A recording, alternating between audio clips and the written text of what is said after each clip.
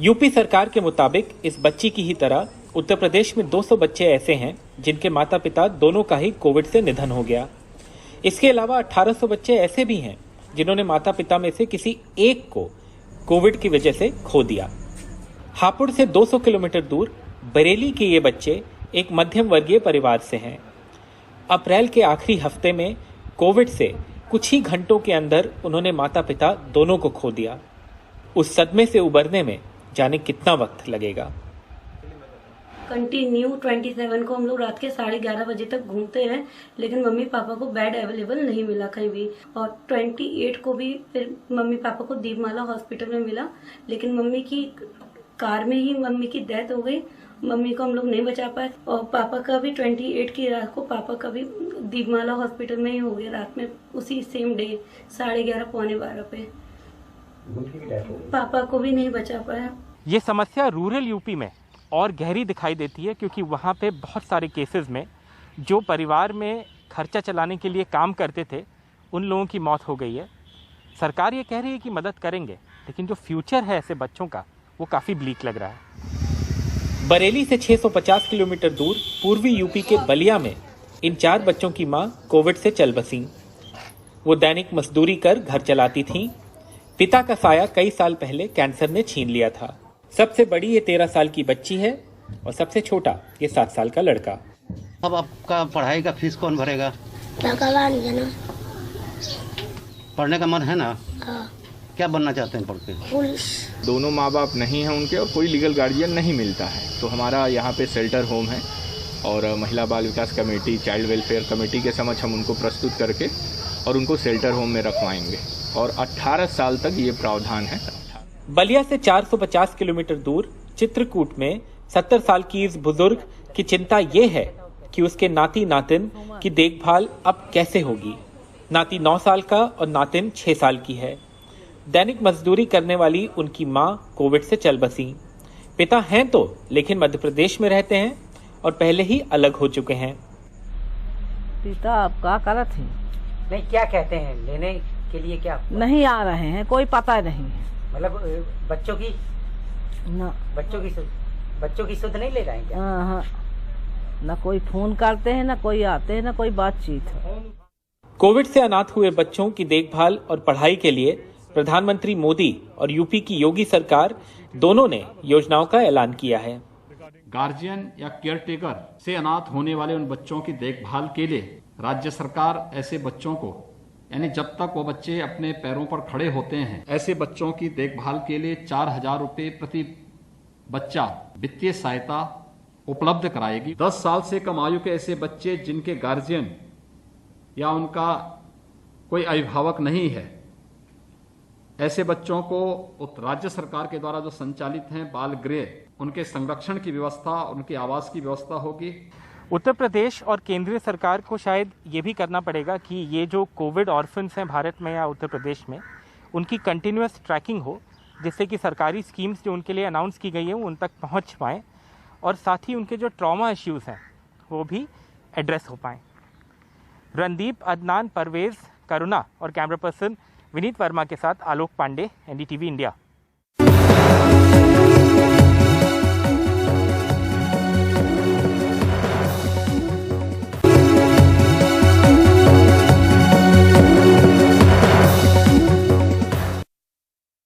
कश्मीर के भीतर सिस्टम कैसे काम करता है इसकी हम कितनी कम जानकारी रखते हैं। वहां भी लाल फीताशाही किसी दूसरी राज्य सरकारों से कम नहीं। एक पुलिस वेरिफिकेशन को लेकर लाल फीताशाही ने वहां एक परिवार को तबाह कर दिया। एक छात्र के पिता सरकारी शिक्षक हैं और उनका विभाग पुलिस वेरिफिकेशन न होने के बहाने 2 साल से उन्हें वेतन नहीं दे रहा था। इस वजह से ना तो घर ठीक चल पा रहा था, ना शोएब की पढ़ाई चल पा रही थी। यही नहीं, 1 साल पहले हाईकोर्ट ने भी आदेश दिया कि इनकी सैलरी शुरू की जाए, लेकिन वेतन नहीं दिया गया।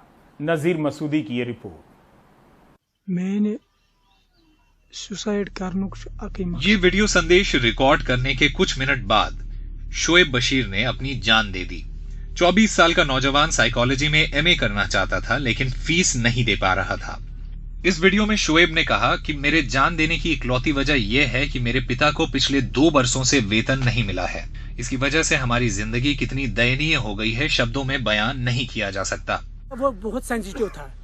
उसने अपनी प्रॉब्लम जब देखी कि मेरे पापा को वो टीचर हो के भी सैलरी कहीं नहीं है, एक मैं टीचर का बेटा होकर मुझे फीस नहीं दे सकता अपना बाप। आप देख सकते हैं कि उस वीडियो में वो क्या कहता है कि मैं कुर्बानी देता हूं बाकी टीचरों के लिए जो मेरे बाप की तरफ बहुत कई सालों से तनख्वाह के बगैर हैं। एक पुलिस वेरिफिकेशन रिपोर्ट को लेकर सरकारी लाल फीताशाही की वजह से उसके पिता बशीर अहमद मीर की तनख्वाह मार्च 2019 से रुकी हुई है, जो कि एक सरकारी शिक्षक हैं। एनडीटीवी को मिली सीआईडी वेरिफिकेशन रिपोर्ट में मीर के खिलाफ कोई भी प्रतिकूल टिप्पणी नहीं है। एक सरकारी टीचर के बेटे ने इसलिए खुदकुशी की क्योंकि वो अपनी फीस नहीं दे पाया। Shoaib Bashir MA psychology pursue कर रहा था, लेकिन उसके बाप को 2019 मार्च 2019 से तनख्वाह नहीं मिल रही थी। मेरे पीछे जो सारे लोग हैं ये सारे टीचर हैं, 140 से ज्यादा लोग जिन्हें मार्च 2019 से तनख्वाह नहीं मिल रही है। उनका कहना है कि कोई सरकारी रिपोर्ट है जिसे एडवर्स रिपोर्ट कहते हैं, उसको वजह से उनको तनख्वाह नहीं मिल रही है। हाई कोर्ट के आदेश के बावजूद भी यहाँ के उस वक्त के डायरेक्टर ने उन्हें तनख्वाह देने से इनकार किया। सरकार के साथ उन्होंने कई बार ये मसला उठाया। महामारी के दौरान इन सबों के परिवार सफ़र करते रहे और बिलआखिर 24 साल के शोएब बशीर ने इसी वजह से अपनी जान दे दी। सर, कोविड की ड्यूटी वेतन ना मिलने से परेशान लोगों में मोहम्मद अमीन शाह भी हैं, जिनकी मां बीमार हैं और उनकी दवाओं के लिए पैसों का इंतजाम करने में भी उनको परेशानी हो रही है। इलेक्शन जो पिछला इलेक्शन और म्यूनिसिपलिटी का या वो वगैरह डीडीसी का सर, उसमें हमने ड्यूटी दी।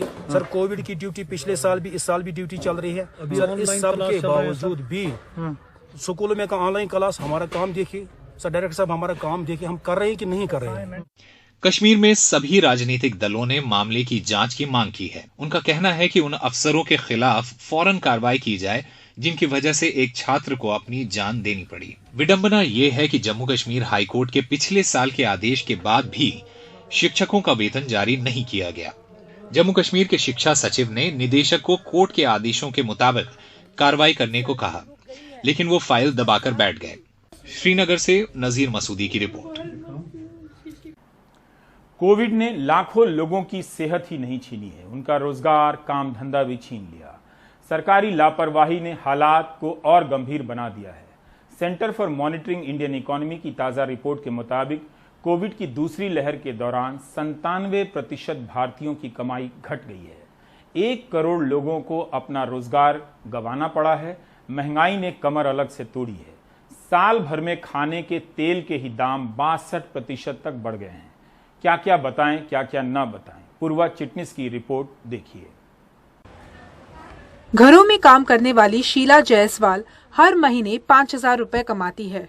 वो एक कमरे में अपने बेटे के साथ रहती है। हर महीने उनके घर में 3 किलो खाद्य तेल लगता है। मूंगफली के तेल और दालों की बढ़ती कीमतों ने उनकी परेशानी बढ़ा दी है। वो दिल की मरीज है, इसीलिए उनकी एक बड़ी चिंता अपनी दवाइयों के खर्च को लेकर भी है। मेरा महीने का बजट जो है वो ये हो जाता है, डगमग गया है। हाँ, तो इसलिए मुझे तो बहुत प्रॉब्लम होता है। तेल का बोलो, अभी सब चीज़ में भाव बढ़ गया है, इसके लिए बहुत प्रॉब्लम होता है। जिधर मैं 5,000 में चलाती हूँ, मुझे 7-8 हज़ार रुपया लगता है घर चलाने में। मेरी महीने की कम से कम 1,500 की दवा लेती है। मुंबई में पेट भरने के लिए सबसे सस्ता जरिया वड़ा पाव है, जो हर गली के नुक्कड़ पर मिल जाता है। वनिता साल्वी पिछले 40 वर्षों से मुंबई के दादर इलाकों में वड़ा पाव बेच रही है। कोरोना की दूसरी लहर से पहले वो हर आइटम 15 रुपए को बेचती थी, लेकिन खाने के तेल और चना दाल के बढ़ते दामों की वजह से पुराने दामों पर वड़ा पाव बेचना संभव नहीं रहा। उन्होंने हर सामान के दाम 5 रुपए बढ़ा दिए हैं। तेलाचा वावर आता आमचे 300-400 रुपये तरी जास्त जातो पहिल्यापेक्षा। अच्छा, त्यामुळे आम्हाला आता वाढवावं लागलं। ना सिर्फ खाने का तेल बल्कि पेट्रोल और डीजल के दाम भी आसमान छू रहे हैं। अली नवंबर से एक टेम्पो चला रहे थे, लेकिन डीजल के दाम लगातार बढ़ने और आमदनी में कोई बढ़ोतरी न होने से वो कम वेतन पर सिक्योरिटी वॉचमैन का काम कर रहे हैं। टेम्पो से वो 20,000 रुपए महीना कमाते थे, लेकिन अब उनकी तनख्वाह सिर्फ 10,000 रुपए है। जो भी था हम लोग का जो इनकम हम लोग की 1000 पर रोज की होती थी, वहाँ उस जगह पे डीजल का भाव बढ़ने की वजह से हम लोगों को अभी 200-300 रुपये का ऐसा मुनाफा होता उसमें। तो उस गाड़ी को चला के हमको कोई मतलब नहीं है। इसके लिए हम लोग सोचे गाड़ी खड़ी करते हैं। अभी हम लोग सोच रहे हैं कि ये लॉकडाउन इसी तरह चलते रहेगा तो हमको गाड़ी भी बेचनी पड़ेगी। हालात इतने खराब हो रहे हैं कि एक साल में खाने के तेल के दाम 62% बढ़े हैं। मुंबई में पेट्रोल 100 रुपए लीटर तक पहुंच गया है और डीजल 92 रुपए है। CMI की ताज़ा रिपोर्ट के मुताबिक कोरोना की दूसरी लहर के दौरान 1 करोड़ लोगों को अपना रोजगार खोना पड़ा है। जिस वक्त ऐसे लग रहा था कि अर्थचक्र दोबारा से शुरू हो रहा है, उसी वक्त दूसरी लहर आ पहुंची। सोसाइटी के अलग अलग वर्गों में जो अंतर है वो भी बढ़ रहा है और इस वक्त अब महंगाई की मार जो है उससे लोगों का जीना और मुश्किल हो रहा है। मुंबई से कैमरा पर्सन संजय मंडल और राजेंद्र दयालकर के साथ पूर्वा चिटनेस, NDTV इंडिया।